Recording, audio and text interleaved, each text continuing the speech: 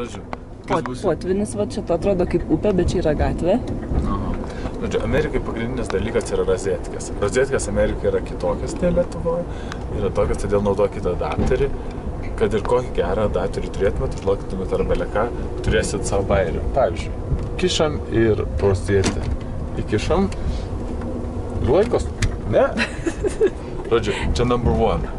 Tęsim toliau, daugiau perfilmuosim tokių video ir pamatysit, kad su rozetėm čia yra didelė Kol kas dar nebuvo ne vienam viešbutį, pradedant pačiais tokiais pigiausiais hosteliais ir baigiant tais, kur iš tikrųjų apsistojom neblogose viešbučiuose su baseinais, džakuzys ir visa kita. Ir rozetės lygiai tokios pat. Tokios pat kvailutės, vos besilaikančios, išdrebintos ir... Nors atrodo nieko, bet tiesiog tas dizainas matyt toks kvailas, kad nespėja jie keisti, o gal ir iš net nekeičia. Gerai. Žodžiu, tiek žinių. Ačiū dėmesį. Civilizacija.